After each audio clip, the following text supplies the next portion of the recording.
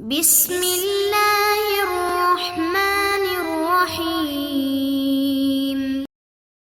طلبہ کرام، آپ سب کیسے ہیں؟ آج ہم اصول شاشی کے سبق نمبر 158 کو پڑھیں گے، اور آج کے سبق کا عنوان ہے بیان ضرورت کا بیان۔ آج کے ہمارے سبق کی عبارت وَأَمَّا بَيَانُ ضرورت سے شروع ہوتی ہے۔ آئیے سب سے پہلے عبارت پڑھ کر اس کا ترجمہ کرتے ہیں، اس کے بعد باقاعدہ سبق کی وضاحت کی طرف بڑھتے ہیں۔ مصنف علیہ رحمہ لکھتے ہیں وَأَمَّا بَيَانُ الضَّرُورَةِ، برحال جو بیان ضرورت ہے، فَمِثَالُهُ فِي قَوْلِهِ تَعَالَى، تو اس کی مثال اللہ تعالیٰ کے فرمان میں ہے وَوَارِثَهُ أَبَوَاهُ فَلِأُمِّهِ الثُّلُثُ، کہ اس کے وارث اس کے والدین ہیں تو پس اس کی ماں کے لیے 1/3 ہے۔ أَوْجَبَ الشِّرْكَةَ بَيْنَ الْأَبَوَيْنِ، تو نص نے شرکت کو والدین کے درمیان ثابت کیا۔ ثم بین نصیب الام، پھر ماں کے حصے کو الگ سے بیان کیا۔ فصار ذلک بیانا، تو پس یہ بیان ہو گیا لنصیب الابی، باپ کے حصے کے لیے بھی۔ وعلی ھذا قلنا، اور اسی بنیاد پہ ہم نے کہا اذا بینا نصیب المضارب وسکت، یعنی اذا بینا نصیب المضارب وسکت عن نصیب رب المال صحت الشرکۃ، اسی بنا پہ ہم نے کہا کہ جب مضارب اور رب المال میں سے دونوں نے مضارب کا حصہ بیان کر دیا اور رب المال کے حصے کو بیان کرنے سے چپ رہے تو شرکت یہ صحیح ہے۔ وَكَذَلِكَ لَوْ بَيَّنَا نَصِيبَ رَبِّ الْمَالِ وَسَكَتَ عَنْ نَصِيبِ الْمُضَارِبِ كَانَ بَيَانًا، اور اسی طرح اگر رب المال کے حصے کو بیان کر لیا، مضارب کے حصے سے خاموش رہے تو یہ اس کے حق کے لیے بیان ہوگا۔ وَعَلَى هَذَا حُكْمُ المزارعۃ، اور اسی پر مزارعت کا حکم۔ وَكَذَلِكَ لَوْ أَوْصَى لِفُلَانٍ وَفُلَانٍ بِأَلْفٍ ثُمَّ بَيَّنَ نَصِيبَ أَحَدِهِمَا كَانَ ذَلِكَ بِيَانًا لِنَصِيبِ الْآخَرِ، تو اسی طرح ہوگا کہ جب کسی شخص نے فلاں اور فلاں کے لیے 1000 روپے کی وصیت کی، پھر ان میں سے ایک کے حصے کو بیان کر لیا تو یہی ایک کے حصے کو بیان کرنا دوسرے کے حصے کے لیے بیان ہوگا۔ وَلَوْ طَلَّقَ إِحْدَى امْرَأَتَيْهِ ثُمَّ بَقِيَ إِحْدَاهُمَا، اور اگر کسی شخص نے اپنی 2 بیوی میں سے ایک کو طلاق دی اور پھر ان میں سے ایک سے وطی کر لی، کان ذالک بیان للطلاق فی الاخری، تو یہ دوسری عورت کے اندر طلاق واقع ہونے میں بیان ہوگا۔ بخلاف الوطی فی العتق المبہم عند ابی حنیفہ، بخلاف عتق مبہم میں وطی کے امام اعظم کے نزدیک، لأن حل الوطی فی الاماء یثبت بطریقین، اس لیے کہ لونڈیوں میں وطی کا حلال ہونا 2 طریقوں سے ثابت ہوتا ہے۔ فلا یتعین جہت الملک باعتبار حل الوطی، پس وطی کے حلال ہونے کے اعتبار سے مل کی جہت متعین نہیں ہوگی۔ جی طلبہ کرام، یہ ہمارے بیان ضرورت کے حوالے سے آج کے سبق کی عبارت اور اس کا ترجمہ تھا۔ اب آئیے اس کی وضاحت کی طرف بڑھتے ہیں۔ در حقیقت اس سے قبل مصنف بیان کی 7 اقسام میں سے 3 اقسام کو بیان کر چکے ہیں، اب چوتھی قسم بیان ضرورت کا آغاز کر رہے ہیں۔ بیان ضرورت وہ بیان ہے کہ جس کو مخاطب جو ہے وہ مقتضائے کلام سے سمجھ لیتا ہے اور اس کے لیے کلام نہیں لایا جاتا۔ بیان ضرورت کی طرف سے معلوم ہوتا ہے کہ بیان ضرورت کا تعلق الفاظ سے نہیں ہے۔ جب اس کا تعلق الفاظ سے ہے ہی نہیں تو پھر اس کا حکم یہ ہے کہ یہ بغیر اتصال و انفصال کی تفصیل کے قابل عمل ہوتا ہے، اور اس میں سکوت قائم مقام نطق و بیان کے ہوتا ہے۔ اب سکوت بمنزلہ نطق کی جو مثال ہے وہ کلام پاک سے دی گئی کہ کلام میں ایک صورت کو بیان کرنے کے بعد دوسری صورت کو بیان کرنا جس سے تیسری صورت سامنے آئے کہ جس کا ذکر عبارت میں نہ ہو۔ اس کی مثال اللہ تعالیٰ کا فرمان ہے وَوَارِثَهُ أَبَوَاهُ فَلِأُمِّهِ الثُّلُثُ، اس آیت کے پہلے حصے وَوَارِثَهُ أَبَوَاهُ میں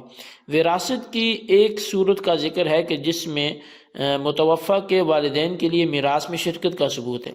کہ جب کوئی شخص مر گیا تو اس کے ورثہ میں سوائے والدین کے اور کوئی نہ ہو تو والدین میراث کے حقدار ہیں، لیکن جب حصوں کو بیان کیا تو فقط ماں کے حصے کو ثلث 1/3 سے بیان کیا۔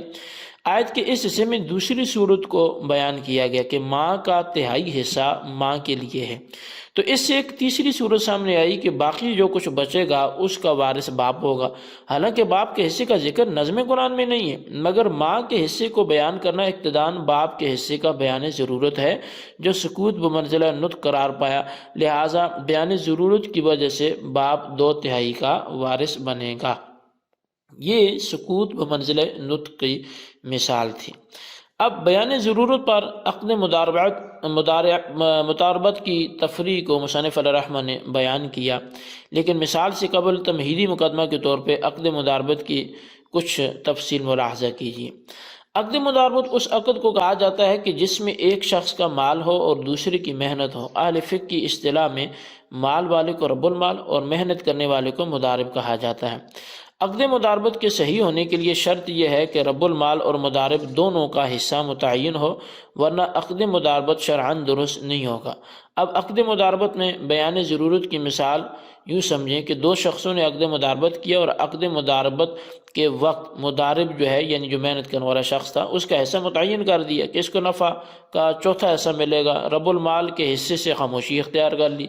تو یہ عقد مداربت درست ہوگا کہ جب مدارب کا چوتھا حصہ متعین کر دیا تو باقی تین حصے رب المال کے لیے بچ گئے، وہ اقتدان رب المال کے لیے ہوں گے، کیونکہ عقد مداربت میں ایک شریک کے حصے کو بیان کرنا دوسرے کے لیے بیان ضرورت ہوتا ہے، لہٰذا عقد مداربت جو ہے وہ صحیح ہوگا۔ اچھا، اب بیان ضرورت پر عقد مزارعت سے ایک مثال مصنف علیہ الرحمہ پیش کرتے ہیں۔ وہ فرماتے ہیں کہ جس طرح گزشتہ مثال میں رب المال اور مدارب کا کسی حصے پر متعین ہونا ضروری تھا اور کسی ایک کے حصے کی تعین دوسرے کے حصے کے لیے بیان ضرورت ہے، اسی طرح مزارعت کا مسئلہ بھی ہے کہ مزارعت کا معنی زمین کو ٹھیکے پر دینا ہے کہ ایک آدمی کی زمین ہو اور دوسرے کی محنت ہو، تو دونوں کے لیے پیداوار کے حصے کی تعین ضروری ہے، ورنہ درست نہیں ہوگا۔ اگر باہم رضامندی سے کسی ایک کا حصہ بیان کر دیا، مثلا چوتھائی حصہ مالک زمین کا ہے تو کام کرنے والے کے لیے تین حصے بیان ضرورت سے ثابت ہوں گے، اگر چوتھائی حصہ کام کرنے والے کا ہے تو تین حصے مالک کے لیے بیان ضرورت سے ثابت ہوں گے۔ تو بہرحال وہی تفصیل جو رب المال اور مدارب کے درمیان تھی وہ مزارعات کے باب میں بھی رہے گی۔ اب بیان ضرورت پر چند متفرع ہونے والے مسائل کا مصنف علیہ الرحمہ نے بیان کیا۔ پہلا یہ ہے کہ اگر کسی شخص نے وصیت کی کہ میرے مرنے کے بعد میرے مال کے تہائی حصے سے 1000 مشتاق کو اور اشتیاق کو دے دینا، پھر موسی نے یعنی وصیت کرنے والے نے مشتاق کے لیے 700 دینے کا کہا، تو یہ وصیت درست ہے، کیونکہ جب مشتاق کا حصہ 700 سے بیان کر دیا تو اب انڈرسٹوڈ ہے، اب ظاہری بات ہے کہ اشتیاق کا حصہ اقتدان معلوم ہو گیا، لہذا اشتیاق کے لیے 300 بیان ضرورت سے ثابت ہوں گے۔ تو جب ایک کا حصہ متعین ہو گیا دوسرے کا خود سامنے آ گیا۔ اگر کسی شخص نے دوسری اسی حوالے سے متفرع ہونے والا مسئلہ، اگر کسی شخص کی 2 بیویاں تھیں، اس نے ان میں سے ایک کو بغیر تعین کے طلاق بائن دے دی، یوں کہا کہ تم میں سے ایک کو طلاق ہے، تم میں سے ایک چلی جائے، اور نیت اس نے طلاق کی الفاظ کنایہ استعمال کر لیے، طلاق بائنہ دے دی۔ تو اب یہ ہم نے پہلے بھی پڑھا تھا کہ شوہر کو بیان کا اختیار حاصل ہوتا ہے،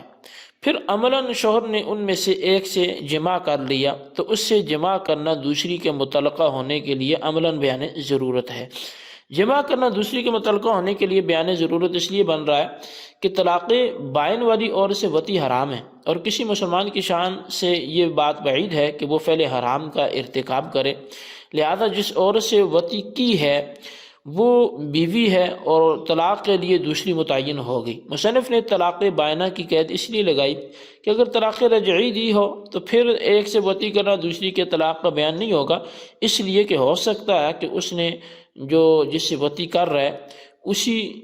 کو طلاق دی اور وہ وطی از قبیل رجوع کے کر رہا ہو، کیونکہ متعلقہ رجعیہ سے وطی کرنا تو جائز ہے، تو لہٰذا اس صورت میں فیصلہ نہیں ہو پائے گا۔ تو طلاق بائنہ ہوگی تو چونکہ اس سے تو وطی کرنا جائز نہیں ہے جس کو اس نے طلاق دی ہے، تو جس سے وطی کر رہا ہے اس کا مطلب ہے اس کو اس نے طلاق نہیں دی، تو وہاں اقتدان بیان ضرورت کے طور پر یہ چیز ثابت ہو جائے گی۔ اب اس حوالے سے آخری بات آج کے ہمارے سبق کے حوالے سے اور بیان ضرورت کے حوالے سے وہ یہ ہے کہ عتق مبہم اور طلاق مبہم میں فرق ہے۔ مصنف علیہ الرحمہ بخلاف العتق المبہم سے صاحبین اور امام اعظم کے مابین اختلاف کو بیان کر رہے ہیں۔ نفس مسئلہ یہ ہے کہ اگر آقا نے اپنی 2 لونڈیوں میں سے ایک کو بغیر کسی تعین کے آزاد کرتے ہوئے کہا کہ تم میں سے ایک آزاد ہے، پھر ایک سے وطی کر لی، تو ایک سے وطی کرنا دوسری کی آزادی کے لیے بیان ضرورت ہے یا نہیں، اس میں صاحبین اور امام اعظم کا اختلاف ہے۔ صاحبین کے نزدیک جو حکم طلاق مبہم میں تھا کہ ایک بیوی سے جماع دوسری کے متعلقہ بائنہ ہونے کے لیے بیان ضرورت تھا، اسی طرح یہاں بھی ایک لونڈی سے وطی کرنا دوسری کے لیے آزاد ہونے پر یہ بیان ضرورت ہوگا، لیکن صاحبین کے نزدیک دوسری لونڈی آزاد ہو جائے گی، تو لہٰذا اسی بنیاد پر چونکہ یہ بیان ضرورت سے دوسری کی آزادی ثابت ہو رہی ہے، جبکہ امام اعظم کے نزدیک اتق مبہم پر قیاس کرنا درست نہیں ہے، اس لیے